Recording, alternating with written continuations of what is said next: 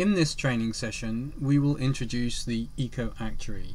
EcoActuary is an open access catastrophe model capable of assessing the impact of nature-based solutions on local and downstream assets at risk of flood. It simulates 1200 spatial events of a given intensity and volume drawn from a user-specified distribution and simulates the economic value of downstream assets at risk of flood and the role of green infrastructure and nature-based solutions in securing this value. EcoActuary is also capable of analysing the impacts of scenarios for land use change, land management and climate change on the economic value of assets at risk of flood. As you will see, it is a spatial model capable of being run at 1 kilometre spatial resolution for entire countries or basins and at 1 hectare spatial resolution for much smaller catchments. In this training, we will apply EcoActuary at 1 kilometre spatial resolution for the whole of the UK. To get to the EcoActuary, we need to go to this address you see here, which is an introduction to the tool, providing some background information and context to how the tool is being developed and the rationale for the tool. And it also provides a link which by clicking here will open the tool itself. EcoActuary, like the other policysupport.org policy support systems, is a web-based tool. All that's required to run it is a basic computer and browser and connection to the internet. All of the processing, all of the data are held on servers and run from there. If we don't have an account, then we first create an account, type in our details, ensuring that we use a password that we don't use for other services, submit, and then confirm this account in the link that arrives to the email address that we have supplied. If we already have an account, we can enter the details here and log in. Now what we're going to do is to run EcoActuary at the national scale for the United Kingdom of Great Britain and Northern Ireland at 1 kilometre resolution. I choose this country from the long list of basins and countries that are available for this model that can be applied anywhere globally, and then in here I have to give a name for the simulation that I'm about to run. I then define area. That's step 1 of using the tool. Step 2, 3, 4, 5 are listed here. Now that we have defined the area as the United Kingdom, step 2 is to prepare the data. For most catastrophe models, this is an extremely expensive and time-consuming step that requires the gathering and preparation of enormous amounts of data. With EcoActuary, like the other policy support tools, these data are pre-prepared from global data sets which use the OpenStreetMap system for defining the distribution of assets and a wide variety of environmental databases for understanding flood risk, green infrastructure and so on. So the prepare data step here is relatively straightforward, although it does take some time. First of all, we need to build any missing maps that may need to be updated. In some cases those maps are not available for certain parts of the world, in which case they can easily be substituted if they're not important maps. That's the case here for maps of cloud frequency, so we can substitute those, and then we're ready to prepare the data, having all the maps in the database that we need. To prepare the data, we copy it directly to our workspace. This is the process by which data is transferred from a number of servers and is processed in various ways to ensure that it's consistent and that it's ready for the model to use. This usually takes a few minutes, but no longer. Having completed the prepare data step, we are presented with this page, and we can see a long list of the prepared data here: climatic, hydrological, land surface, and infrastructure data. And we can have a look at that, but the next step we need to do is to edit the catastrophe model parameters. At the moment, EcoActuary only has a flood model, so we edit those parameters only. And as you see, there are three parts to this. There's the details of the hazard ensemble, there's the asset inventory, there are the damage functions, and then there's the mitigation infrastructure. In each case, on the basis of our knowledge of the region in which we're applying the model and of the type of scenario that we would like to apply, we need to edit these values and then save them to represent the scenario that we wish to run. So the first section here covers the frequency distribution of rainfall intensities and of monthly rainfall totals that are applied in a Pareto distribution. So we need to apply the numbers that are representative of our area and of the future that we would like to simulate here, changing them as necessary. And then of course we can run the model and we can examine the outputs of that distribution. Next is the asset inventory. This relates to the OpenStreetMap data, which covers all of these assets and asset classes. First of all, we have the asset classes: commercial, residential, industrial, cropland and pasture, and then we have the assets themselves, individual assets from airports through to schools, through to water treatment plants. In each case, we need to represent the replacement cost, function replacement cost here, and the loss of function cost, as well as other parameters that we will talk about in more detail later.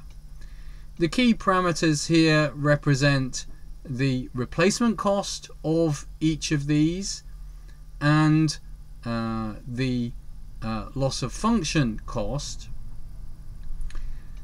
And for each one, we have for replacement cost, we have a minimum and a maximum within the study area. These are set to be the replacement cost, full replacement cost for the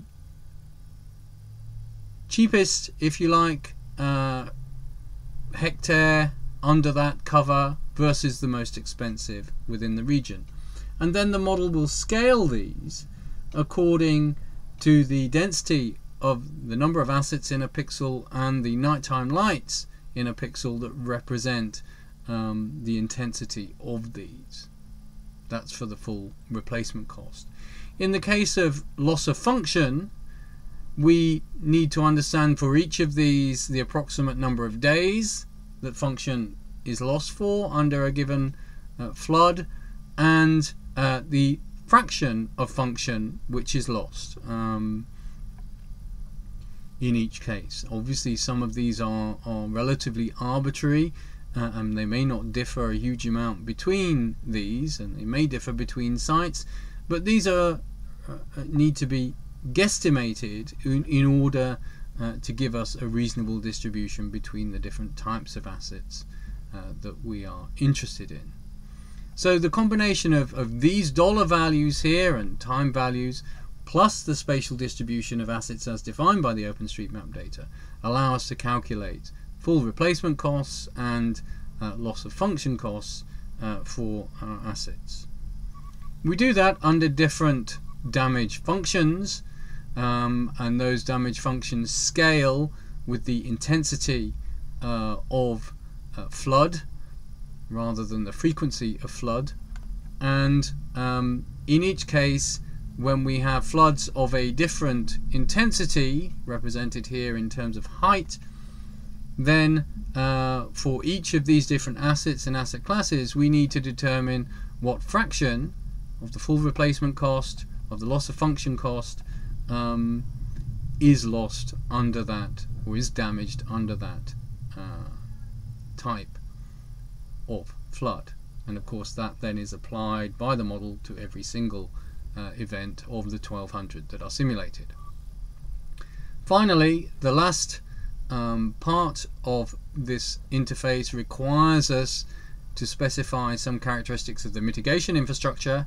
Again, these can be left with their default values, because the mitigation infrastructure is largely defined by the remotely sensed properties of floodplain, water body, wetland, canopy and soil storage distribution across the landscape in response to topography, land cover, climate and all the other properties that determine those.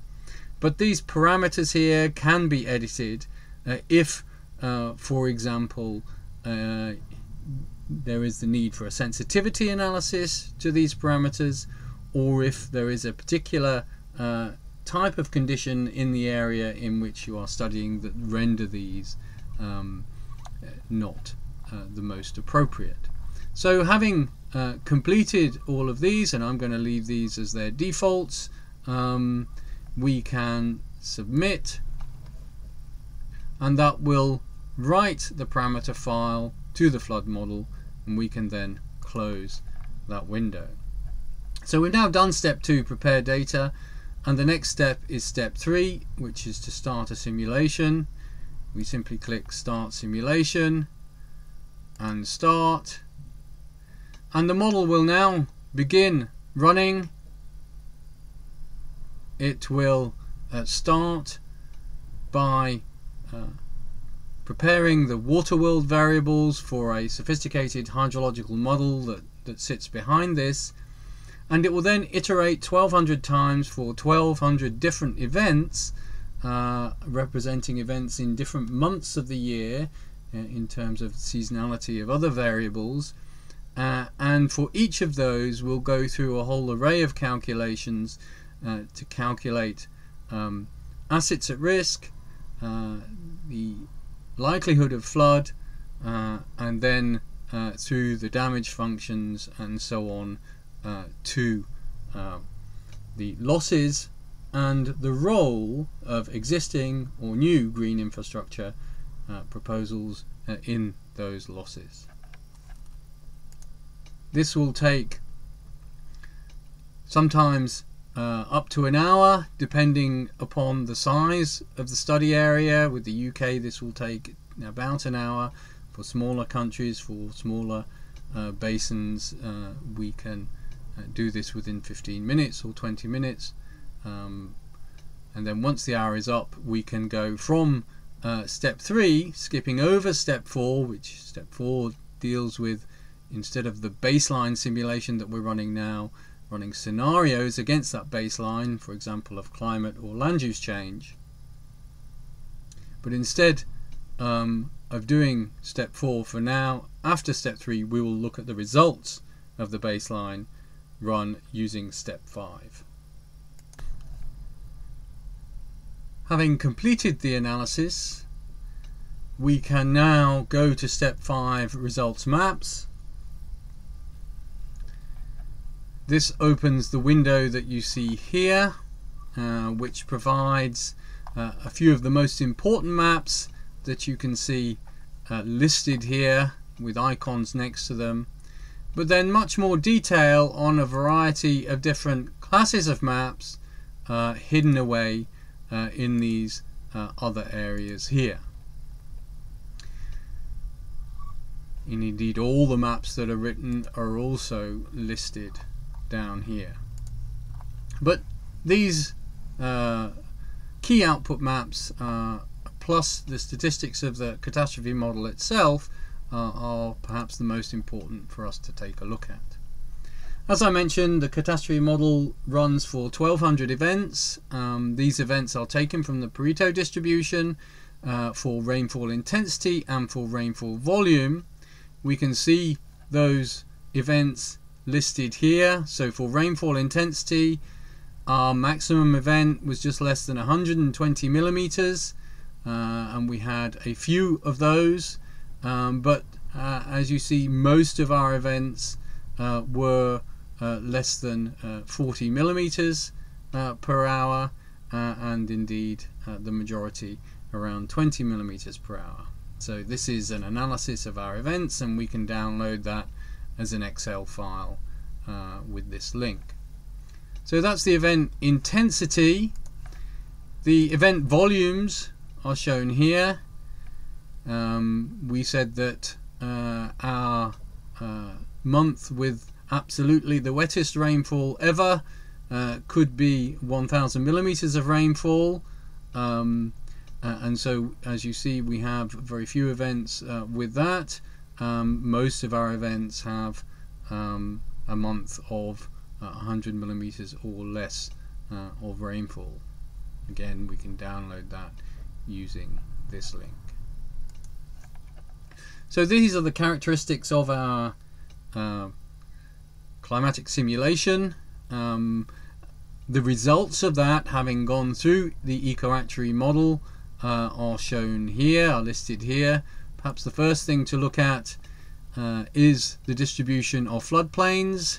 These are topographic floodplains as calculated from the digital elevation model, and clearly these are the areas where, if we have assets, they are at risk of flood because we are in a topographic low next to rivers, and you can see their distribution throughout the UK as shown here.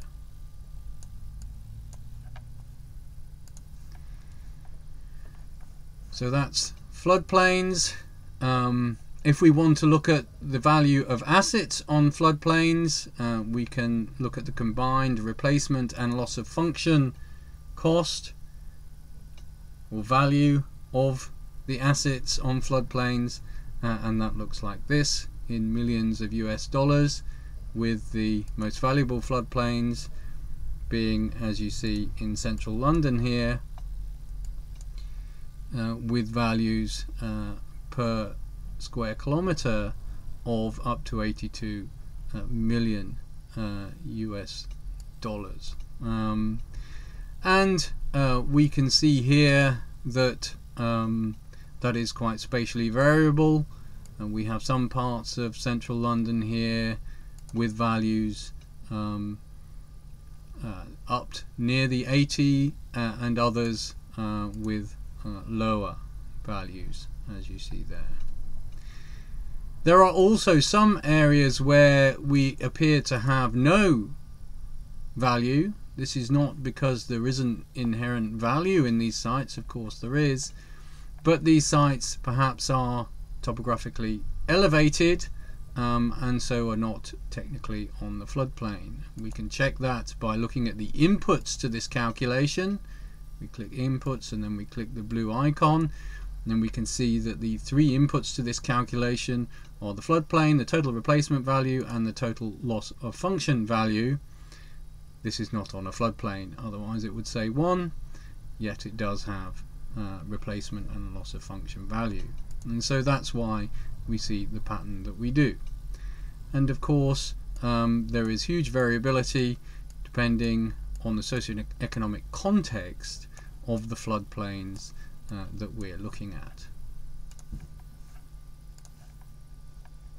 So that's the value of assets on floodplains. Of course, for a given nature-based solution, what's important to the siting of that nature-based solution is the value of the assets on floodplains downstream of that solution. And we can see here the same data on asset value, but this time what we've done is to examine for each pixel the asset value on floodplains downstream of that pixel. And so of course what we see is in the upper reaches of the Thames Basin here we have huge value downstream, not just in London but also in the other towns and cities around London, agricultural land and villages and so on. So way up here there is a huge amount of asset value downstream, as there is of course for the upper parts of catchments that drain into the Midlands and so on.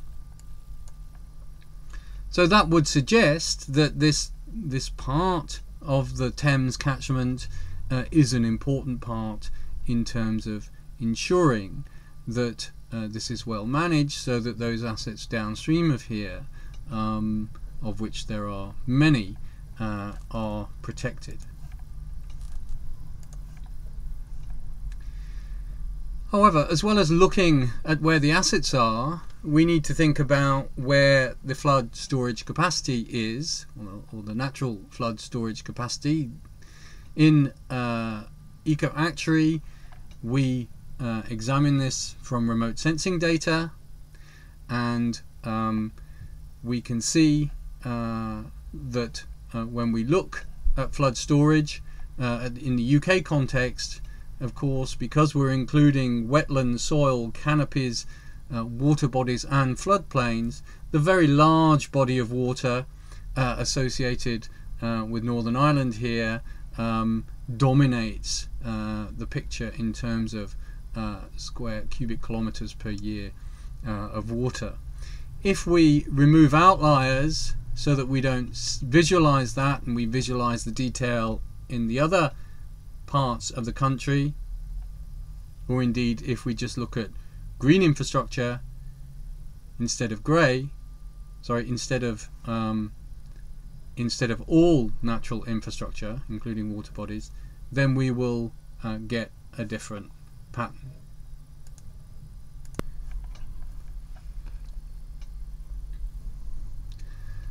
So now we can see much more detail of the spatial distribution of natural flood storage, with concentrations along floodplains, channels, water bodies, reductions in urban areas where we have access to much less soil storage, and also increases where we have significant forests and therefore canopy storage. Again, we can look at a particular area, query the inputs, and discover the volumes. In this case, we're looking at this pixel here, and we can see that we have the largest contribution coming from floodplain storage, with much smaller contributions in everything else of the others: water body, canopy, wetland and soil. Green storage capacity is the sum of canopy, wetland and soil, because that is the proportion of total storage that is manageable for the production of nature-based solutions or natural flood management. If we look somewhere else, query inputs,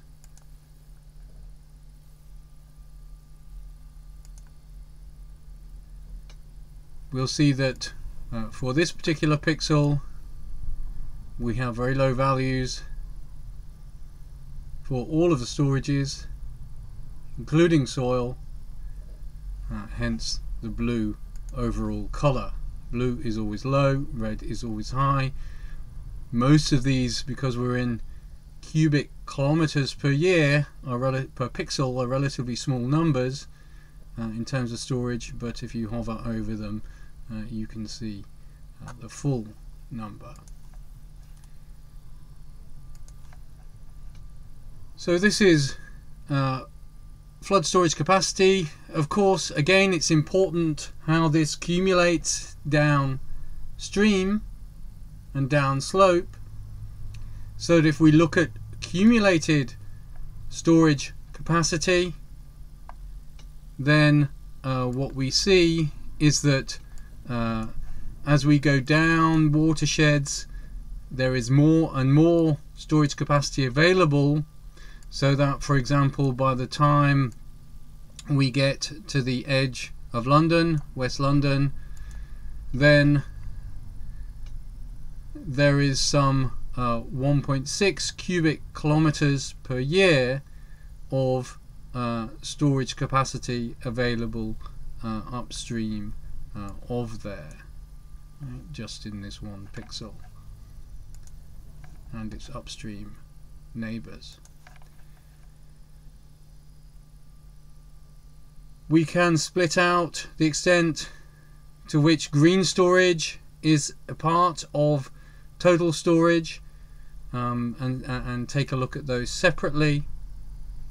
And importantly, we can think about, well, how does the ratio of local green storage that's manageable for nature-based solutions compare with the total green storage downstream? This, if you like, tells us something of the significance of that local green storage in protecting assets that might be at risk downstream. If the local green storage is a significant fraction of the total downstream green storage to the asset at risk, then that local green storage is important. But if it's a very small fraction, then clearly there's so much green storage downstream, in so much greater than that local storage, that local storage will be of little relevance.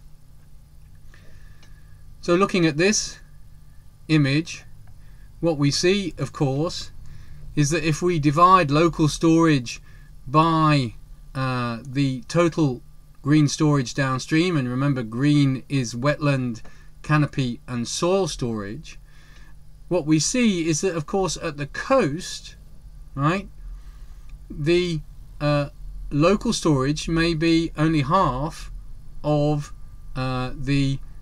maybe double, I should say, the amount of green storage that's available downstream. But as we go further inland, this ratio declines to well below 1. So that those areas where we saw a significant upstream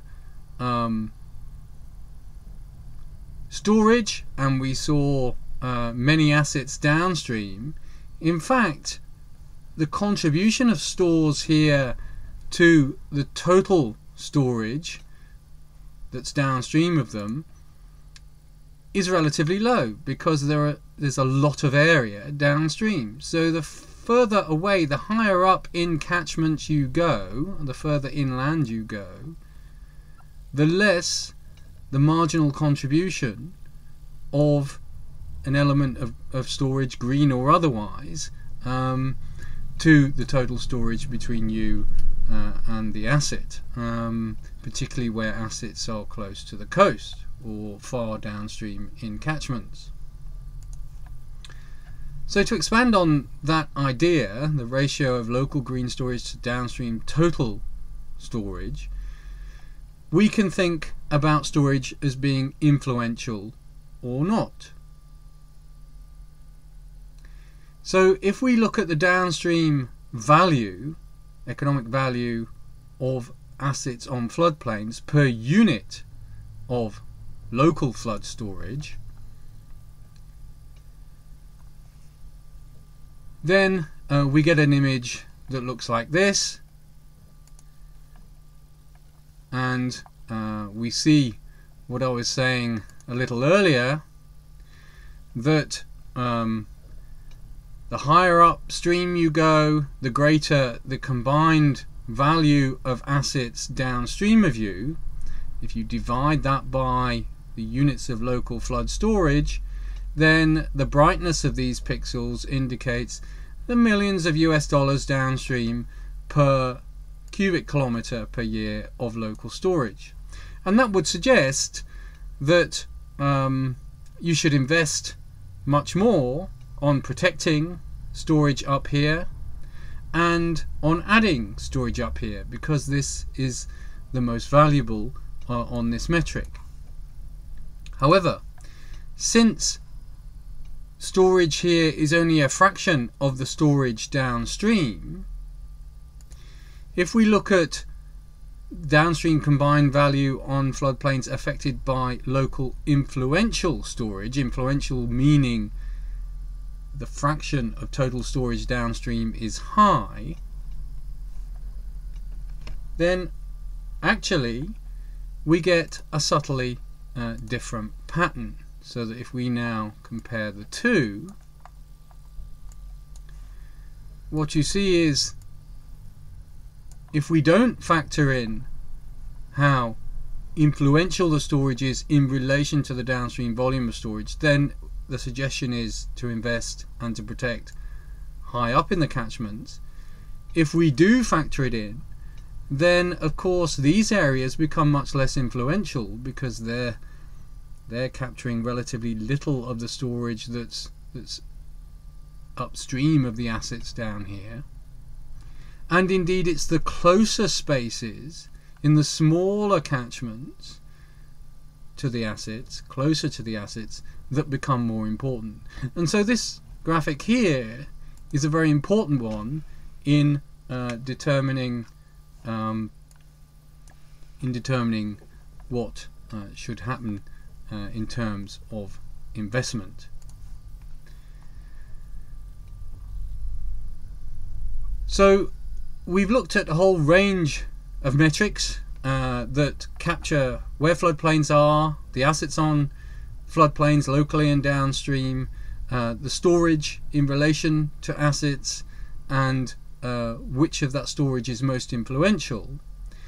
Perhaps the final piece of the jigsaw is to think a little bit about the outcome of our flood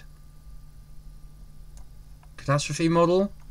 And what this shows for the UK here is that those intensity and depth, rainfall depth or volume events, led to this distribution of flood risk for both saturation excess, where the soil saturates and runoff occurs, and intensity excess or infiltration excess, where the rate of rainfall is higher than the rate of infiltration through the soil leading to runoff. Both of those combine to produce this map of flood risk and its distribution spatially. And combining these maps with the maps of assets and of storage allow us to understand per year the extent to which particular assets are at flood risk and the potential value losses per year or per 50 years or per century that may accrue from that. Now, so far we've been looking at using EcoActuary to understand large-scale patterns and the detail of flood risk in relation to assets, but we can also use EcoActuary for individual interventions or suites of interventions. And one way to do that is to define particular interventions as zones of interest. These are areas where we might be interested to, for example, define areas of conservation agriculture and improve the storage of water in the soil locally, or other such interventions. So we choose the regions of interest form, which we find on each page, and we want to create a zone of interest that reflects the area that we're interested in looking at. And we can do that in a variety of ways by, for example, uploading a map that we produced in GIS, or by applying a series of rules. So we're going to do that to define part of a protected area. And so we're going to call this one protected for conservation agriculture, and we're going to define our zone of interest using a couple of rules.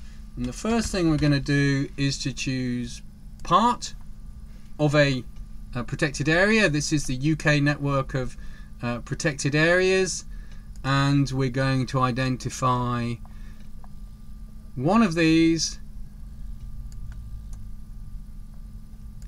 the Chiltern Hills area of natural beauty, which is here.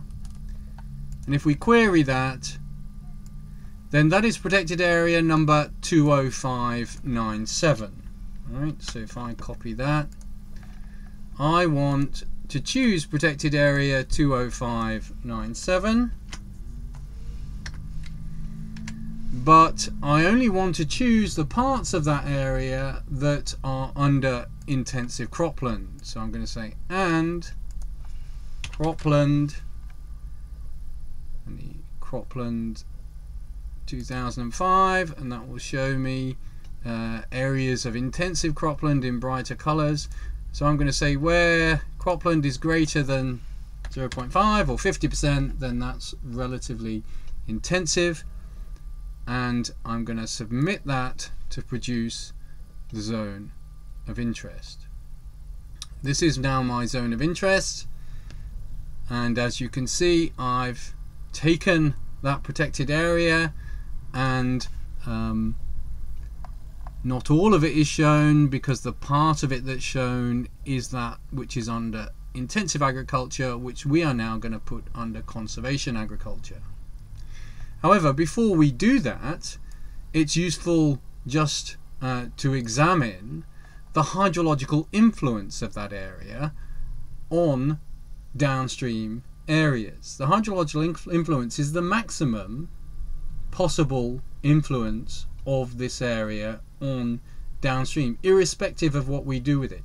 And the way it's measured is we calculate the total amount of runoff generated within the area versus the total amount of runoff generated outside the area for every pixel within and beyond downstream of the area. So that tells us the contribution of this area to flow downstream. And if we were able to change that contribution by 100%, right, let's say stopping flow entirely, then that would be the maximum influence of this area on downstream. So to show you that, we go to calculation, we choose hydrological, and then we choose model results based hydrological footprint. Whoops, sorry, I've chosen the wrong one. We choose remote sensing based hydrological footprint in EcoActuary.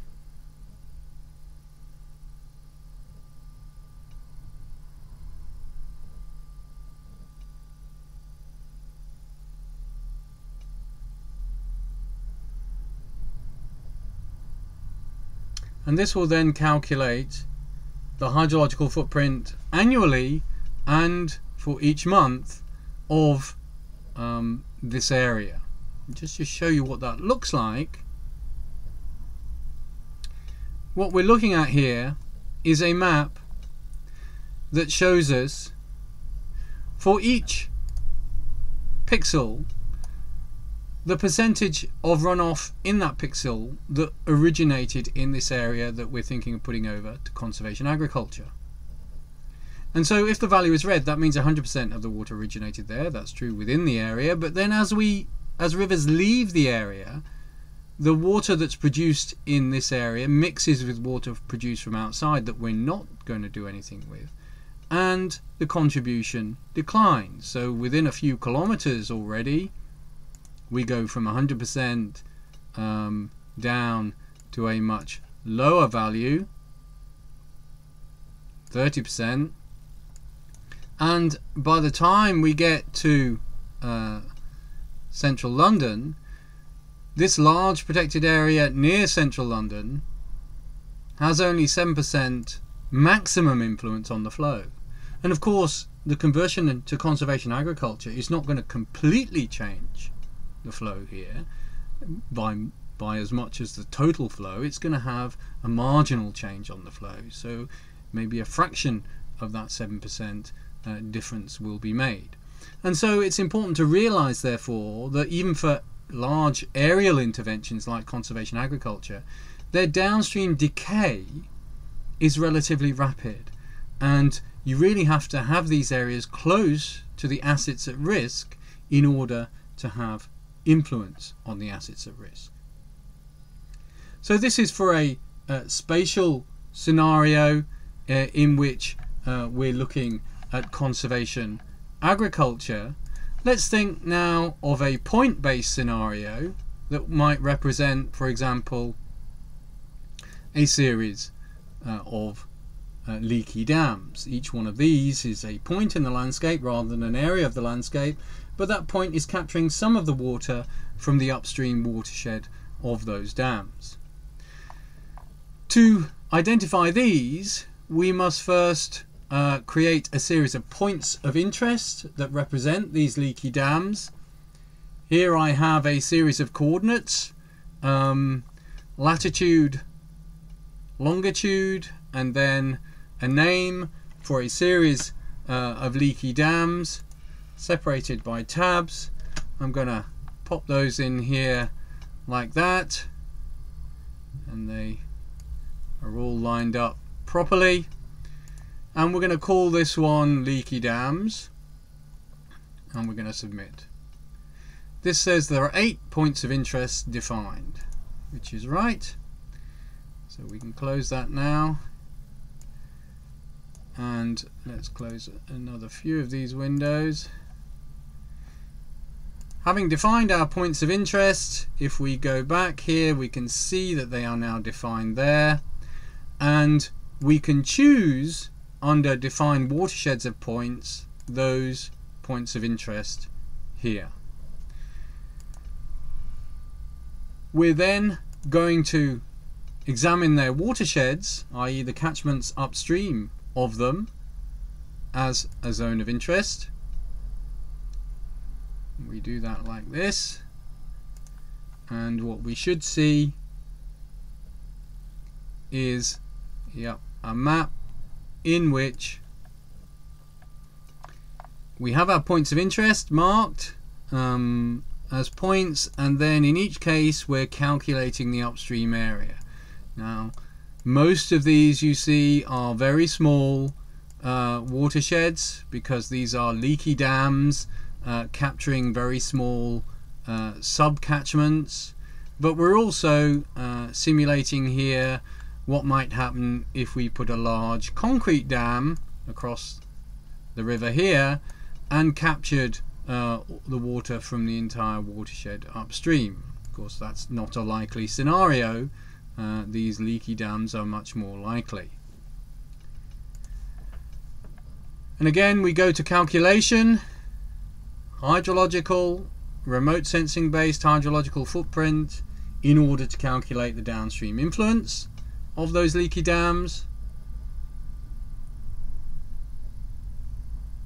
And of course, we can download any of these data that are produced by this model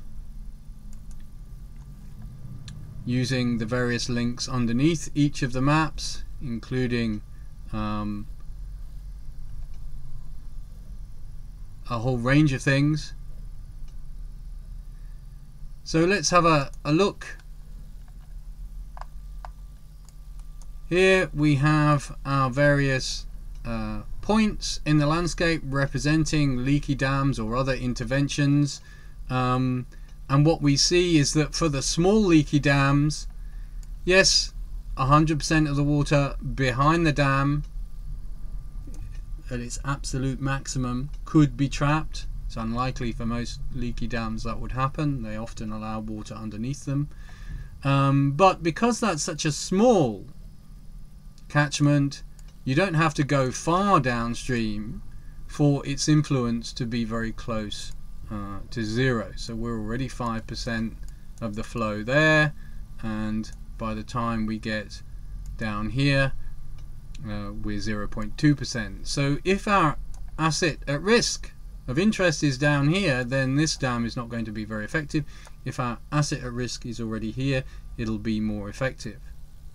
And of course, none of these really have any influence on the Thames, because even this one here, slightly larger catchment with a whole series of leaky dams, decays very quickly on reaching or before reaching the Thames. So it's already, as we get close to the Thames, only 3% of the flow of that particular tributary, never mind the actual Thames itself. The only one that's significant is this scenario, which is not going to happen, in which we hold back the water from that very large catchment, and you see that has a significant effect on towns downstream, on flow through towns downstream, and even on the River Lee as it goes through London. We are at maximum reducing the flow by 11%, and that has an even 1% impact on the Thames itself.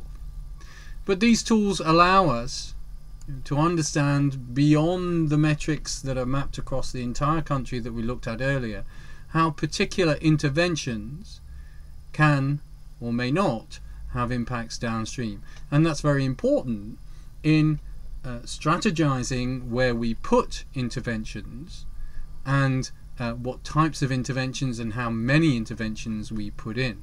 Once we put an intervention in, then of course the best way to understand how that specific intervention is working is not with large-scale models like this, but by measuring the impact of that intervention in the field, for example using our free station based smart river sensors.